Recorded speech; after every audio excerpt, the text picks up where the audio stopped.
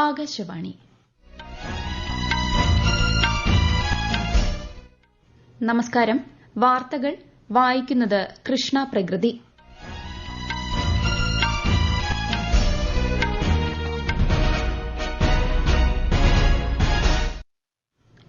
പ്രധാന വാർത്തകൾ.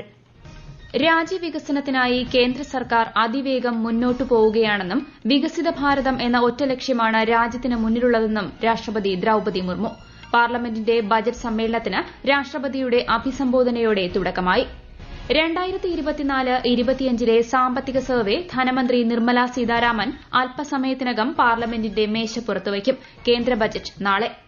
വികസിത ഭാരതം എന്ന ലക്ഷ്യത്തിന് ഊർജ്ജം പകരുന്ന ബജറ്റായിരിക്കും ധനമന്ത്രി നാളെ പാർലമെന്റിൽ അവതരിപ്പിക്കുകയെന്ന് പ്രധാനമന്ത്രി നരേന്ദ്രമോദി. ഡൽഹി നിയമസഭാ തെരഞ്ഞെടുപ്പിനുള്ള പ്രചാരണം ഊർജ്ജിതമാക്കി രാഷ്ട്രീയ പാർട്ടികൾ. 38ാമത് ദേശീയ ഗെയിംസിൽ കർണാടക മുന്നേറ്റം തുടരുന്നു. 2 സ്വർണവുമായി കേരളം 8ാം സ്ഥാനത്ത്. രഞ്ജി ട്രോഫി ക്രിക്കറ്റിൽ കേരളം ബീഹാറിനെ നേരിടുന്നു. വാർത്തകൾ വിശദമായി. രാജ്യവികസനത്തിനും ജനങ്ങളുടെ ക്ഷേമത്തിനുമായി കേന്ദ്ര സർക്കാർ അതിവേഗം മുന്നോട്ടു പോവുകയാണെന്ന് രാഷ്ട്രപതി ദ്രൌപദി മുർമു.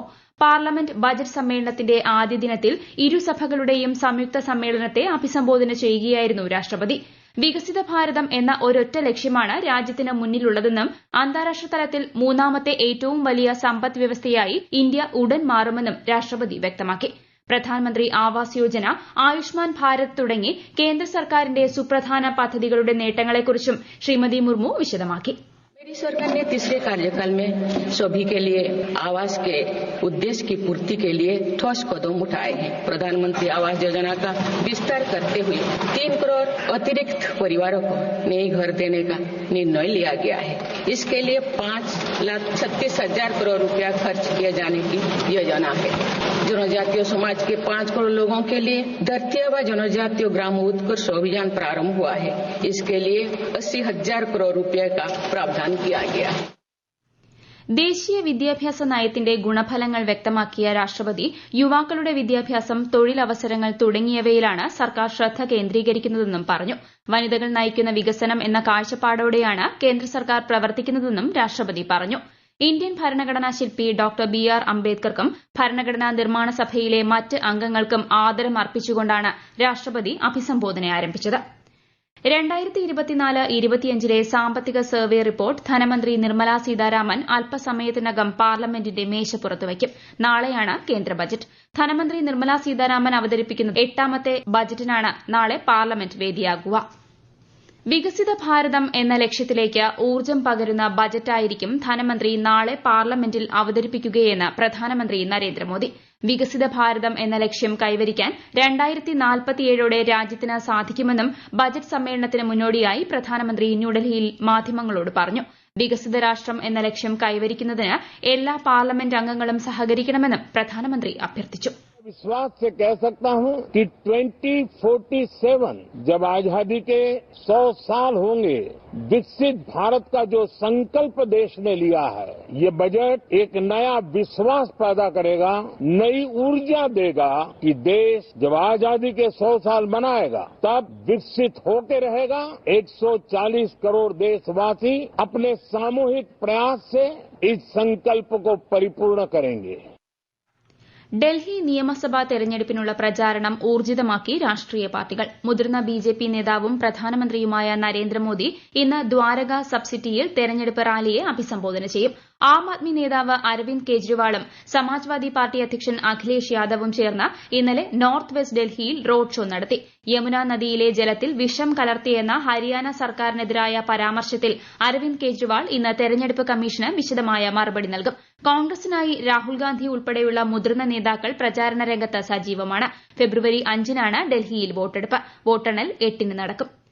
രാജ്യത്തിന്റെ പ്രതിരോധ സേനകളിൽ ഉൾപ്പെടെ സ്ത്രീകൾ എല്ലാ മേഖലകളിലും മുന്നേറുകയാണെന്ന് ഉപരാഷ്ട്രപതി ജഗ്ദീപ് ധൻകർ.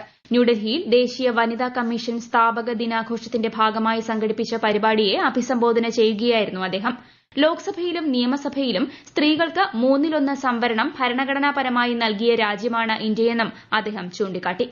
ഈ വാർത്തകൾ ആകാശവാണിയിൽ നിന്ന്. ആകാശവാണി വാർത്തകളും വാർത്താധിഷ്ഠിത പരിപാടികളും all India radio news Thiruvananthapuram YouTube ചാനലിലും all India radio news Thiruvananthapuram Facebook പേജിലും AR_News_തിരുവനന്തപുരം ഇൻസ്റ്റഗ്രാം അക്കൌണ്ടിലും AR_News_TVM X ഹാൻഡിലും ലഭ്യമാണ്. ഇന്ത്യയുടെ സ്വന്തം AI മോഡൽ 6 മാസത്തിനകം വികസിപ്പിക്കുമെന്ന് കേന്ദ്ര ഇലക്ട്രോണിക്സ് ആന്റ് IT മന്ത്രി അശ്വിനി വൈഷ്ണവ്. അന്താരാഷ്ട്ര മോഡലുകൾ മണിക്കൂറിന് $3 വരെ ഈടാക്കുമ്പോൾ ഇന്ത്യൻ മോഡൽ 100 രൂപ നിരക്കിലാവും പ്രവർത്തിക്കുക. 40% സർക്കാർ സബ്സിഡിയും ഇതിനായി നൽകും. കുറഞ്ഞ ചെലവിൽ നിർമ്മിത ബുദ്ധി സാധ്യതകൾ ഉപയോഗപ്പെടുത്തുകയാണ് ഇതിലൂടെ ലക്ഷ്യമിടുന്നത്. കേരളത്തിൽ ജനുവരി മാസത്തെ റേഷൻ വിതരണം അടുത്ത മാസം 4 വരെ നീട്ടിയതായും ഫെബ്രുവരി മാസത്തെ റേഷൻ വിതരണം 6-ന് ആരംഭിക്കുമെന്നും മന്ത്രി GR അനിൽ. ഫെബ്രുവരി 5-ാം തീയതി മാസാന്ത്യ കണക്കെടുപ്പുമായി ബന്ധപ്പെട്ട് റേഷൻ വ്യാപാരികൾക്ക് അവധിയായിരിക്കും. മഹാകുംഭമേളയ്ക്കിടെ നടന്ന അപകടത്തിന്റെ കാരണം കണ്ടെത്താൻ ഉത്തർപ്രദേശ് സർക്കാർ രൂപീകരിച്ച ജുഡീഷ്യൽ കമ്മീഷൻ ഇന്ന് പ്രയാഗ്രാജ് സന്ദർശിക്കും. ഭാവിയിൽ ഇത്തരം സംഭവങ്ങൾ തടയുന്നതിനുള്ള നടപടികളും കമ്മീഷൻ ശുപാർശ ചെയ്യും. അന്വേഷണ റിപ്പോർട്ട് 1 മാസത്തിനുള്ളിൽ സമർപ്പിക്കണമെന്നാണ് വിരമിച്ച അലഹബാദ് ഹൈക്കോടതി ജഡ്ജി ഹർഷ് കുമാറിന്റെ നേതൃത്വത്തിലുള്ള 3-അംഗ കമ്മീഷന് നൽകിയിരിക്കുന്ന നിർദ്ദേശം. ജമ്മു കശ്മീരിലെ പൂഞ്ച് ജില്ലയിൽ നിയന്ത്രണ രേഖയ്ക്ക് സമീപമുണ്ടായ വെടിവയ്പിൽ 2 ഭീകരർ കൊല്ലപ്പെട്ടു. അതിർത്തിയിലേക്ക് ആയുധങ്ങളുമായി നുഴഞ്ഞു കയറാനുള്ള ശ്രമത്തിനിടെയാണ് സൈന്യം ഇന്നലെ ഇവർക്ക് നേരെ വെടിയുതിർത്തത്. പ്രദേശത്ത് തിരച്ചിൽ തുടരുകയാണ്. 38ാമത് ദേശീയ ഗെയിംസിൽ 7 സ്വർണവുമായി കർണാടക മുന്നേറ്റം തുടരുന്നു. മണിപ്പൂർ 2ാം സ്ഥാനത്തും മഹാരാഷ്ട്ര 3ാം സ്ഥാനത്തുമാണ്. കേരളം 2 സ്വർണവും 2 വെങ്കലവും നേടി 8ാം സ്ഥാനത്താണ് ഇപ്പോഴുള്ളത്. രഞ്ജി ട്രോഫി ക്രിക്കറ്റ് ടെസ്റ്റിൽ ബീഹാറിനെതിരെ കേരളത്തിന് 351 റൺസിന്റെ 1ാം ഇന്നിംഗ്സ് സ്കോർ. ആദ്യ ദിനമായ ഇന്നലെ 9 വിക്കറ്റിന് 302 റൺസ് എന്ന നിലയിലായിരുന്നു കേരളം. മറുപടി ബാറ്റിംഗിനിറങ്ങിയ ബീഹാർ ഒടുവിൽ വിവരം ലഭിക്കുമ്പോൾ 6 വിക്കറ്റിന് 50 റൺസ് എന്ന നിലയിലാണ്. തിരുവനന്തപുരത്തെ കാര്യവട്ടം ഗ്രീൻഫീൽഡ് സ്റ്റേഡിയത്തിലാണ് മത്സരം. സ്വർണ്ണവിലയിൽ റെക്കോർഡ് വർധന. പവന് 960 രൂപ വർദ്ധിച്ച് 61,840 രൂപയും ഗ്രാമിന് 120 രൂപ ഉയർന്ന് 7,730 രൂപയുമാണ് ഇന്നത്തെ വില.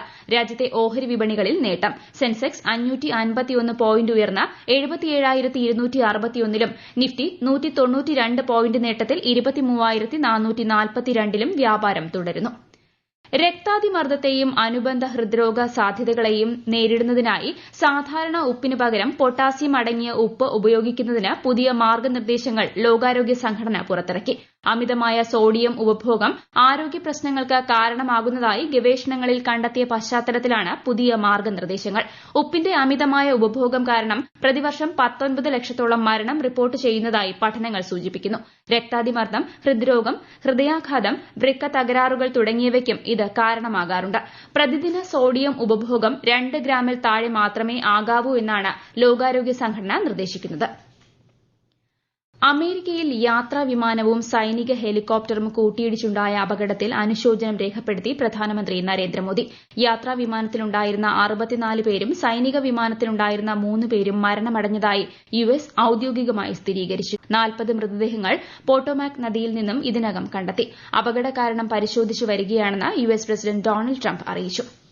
ആഗോള വ്യാപാരത്തിൽ US ഡോളറിനെ പ്രധാന കറൻസിയിൽ നിന്നും ഒഴിവാക്കാൻ ശ്രമിച്ചാൽ കയറ്റുമതിയിൽ 100% താരിഫ് ഏർപ്പെടുത്തുമെന്ന് ബ്രിക്സ് അംഗരാജ്യങ്ങൾക്ക് മുന്നറിയിപ്പ് നൽകി American president Donald Trump. US ഡോളറിനെ വ്യാപാരത്തിൽ അമിതമായി ആശ്രയിക്കുന്നത് കുറയ്ക്കാൻ ബ്രിക്സ് രാജ്യങ്ങൾ ശ്രമം തുടരുന്നതിനിടെയാണ് മുന്നറിയിപ്പ്. ISL ഫുട്ബോളിൽ ഇന്ന് മുംബൈ സിറ്റി ഈസ്റ്റ് ബംഗാളിനെ നേരിടും. രാത്രി 7:30-ന് മുംബൈയിലാണ് മത്സരം. ഇന്നലെ നടന്ന മത്സരത്തിൽ കേരള ബ്ലാസ്റ്റേഴ്സ് 1-നെതിരെ 3 ഗോളുകൾക്ക് ചെന്നൈയിൻ FCയെ പരാജയപ്പെടുത്തി. ഹോക്കി ഇന്ത്യ ലീഗിൽ ഇന്ന് നടക്കുന്ന മത്സരത്തിൽ ഷാച്ചി റാർ ബംഗാൾ ടൈഗേഴ്സ് തമിഴ്നാട് ഡ്രാഗൺസിനെ നേരിടും. വൈകുന്നേരം 6-നാണ് മത്സരം. പ്രധാന വാർത്തകൾ വീണ്ടും. രാജ്യവികസനത്തിനായി കേന്ദ്ര സർക്കാർ അതിവേഗം മുന്നോട്ടു പോവുകയാണെന്നും വികസിത ഭാരതം എന്ന ഒറ്റ ലക്ഷ്യമാണ് രാജ്യത്തിന് മുന്നിലുള്ളതെന്നും രാഷ്ട്രപതി ദ്രൌപദി മുർമു. പാർലമെന്റിന്റെ ബജറ്റ് സമ്മേളനത്തിന് രാഷ്ട്രപതിയുടെ അഭിസംബോധനയോടെ തുടക്കമായി. 2024-25 സാമ്പത്തിക സർവേ ധനമന്ത്രി നിർമ്മല സീതാരാമൻ അല്പസമയത്തിനകം പാർലമെന്റിന്റെ മേശപ്പുറത്ത് വയ്ക്കും. കേന്ദ്ര ബജറ്റ് നാളെ. വികസിത ഭാരതം എന്ന ലക്ഷ്യത്തിന് ഊർജ്ജം പകരുന്ന ബജറ്റായിരിക്കും ധനമന്ത്രി നാളെ പാർലമെന്റിൽ അവതരിപ്പിക്കുകയെന്ന് പ്രധാനമന്ത്രി നരേന്ദ്രമോദി. ഡൽഹി നിയമസഭാ തെരഞ്ഞെടുപ്പിനുള്ള പ്രചാരണം ഊർജ്ജിതമാക്കി രാഷ്ട്രീയ പാർട്ടികൾ. 38ാമത് ദേശീയ ഗെയിംസിൽ കർണാടക മുന്നേറ്റം തുടരുന്നു. 2 സ്വർണവുമായി കേരളം 8ാം സ്ഥാനത്ത്. രഞ്ജി ട്രോഫി ക്രിക്കറ്റിൽ കേരളം ബീഹാറിനെ നേരിടുന്നു. വാർത്തകൾ കഴിഞ്ഞു. അടുത്ത വാർത്താ പ്രക്ഷേപണം വൈകുന്നേരം 6:30-ന്.